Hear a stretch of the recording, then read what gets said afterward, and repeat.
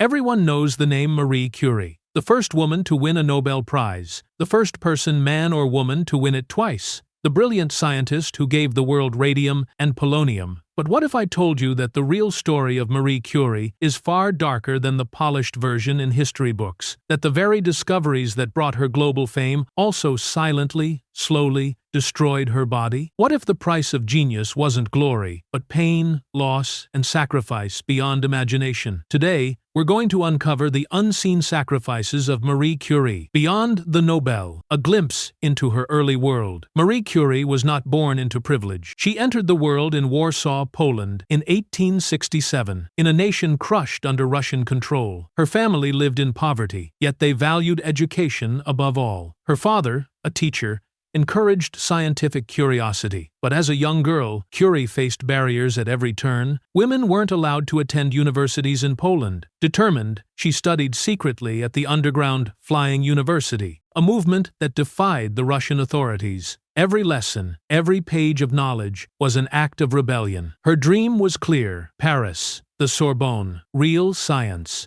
At age 24, she finally made it. Arriving in Paris with almost nothing, she often studied in freezing rooms, fainted from hunger, and wrapped herself in every blanket just to survive. Yet, within these struggles, brilliance was forming. At the Sorbonne, she not only excelled, she stood out. And it was here she met Pierre Curie, a quiet, passionate physicist whose love for science matched her own. Their partnership was destiny. Together, they embarked on the journey that would change the world. The Radiant Trap, unveiling the hidden dangers of radium. The late 19th century was a golden era for scientific discovery. Electricity, X-rays, magnetism, the boundaries of knowledge were expanding daily. And then came the Curie's obsession, a mysterious glow inside a substance extracted from pitch blende. Through years of backbreaking labor, processing tons of rock in a makeshift laboratory, they isolated two new elements: polonium and radium.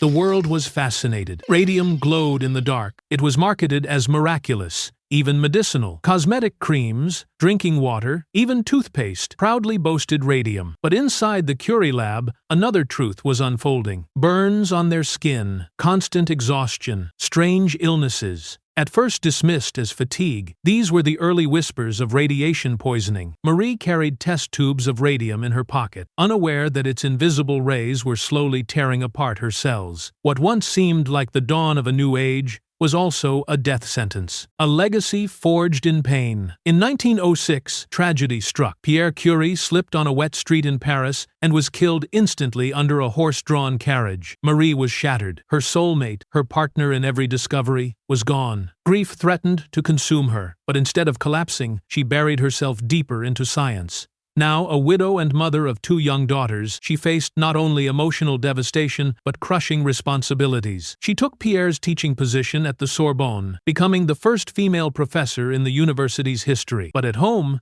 she was simply maman. Yet, the toll of her devotion was undeniable. Her body weakened, her health declined. Radium, the very element she had discovered, was silently killing her. Severe fatigue, anemia, pain in her bones. By the time she realized the truth, it was too late. Even as her health faded, Marie Curie fought another battle: the prejudice of a world that doubted women in science. Her genius was questioned, her personal life attacked. When she won her second Nobel Prize in chemistry in 1911, the Swedish Academy suggested she skip the ceremony because of scandal in her private life. Marie refused. She walked onto that stage, head held high, not just as a scientist, but as a symbol of defiance. She had nothing left to prove, but everything left to fight for. Still, the irony was cruel. As crowds celebrated her, she endured private suffering. While the world hailed radium as a miracle, she endured its curse in silence. Curie's echo: lessons for today's innovators. Marie Curie died in 1934 from aplastic anemia, a direct result of her years of exposure to radiation. She was only 66. Her notebooks, even today, are so radioactive that they're stored in lead boxes. To study her legacy, you must wear protective gear. And yet, her discoveries laid the foundation for cancer treatments, radiology,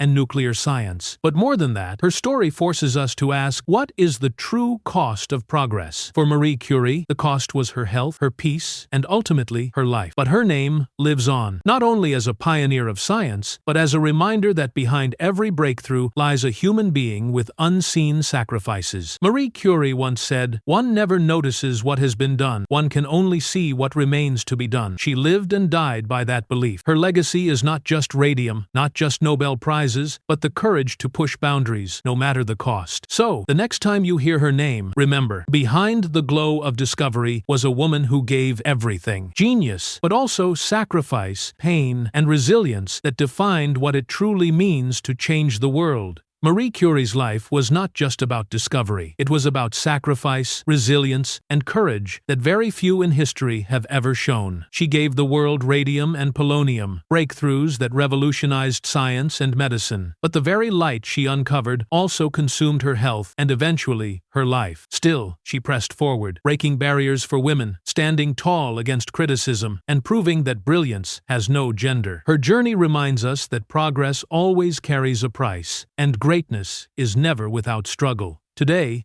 we celebrate not only her genius, but also her humanity. The mother, the widow, the fighter who refused to stop. Marie Curie's legacy is more than scientific. It is eternal inspiration. She showed us that true greatness isn't just about what you achieve, but what you're willing to endure for it. Thanks for watching. If you enjoyed this video, don't forget to like, share, and subscribe to the channel. And for more motivational stories and inspiring biographies of world-famous personalities, make sure to subscribe Millionaire Dad so we can learn and grow together. See you in the next one.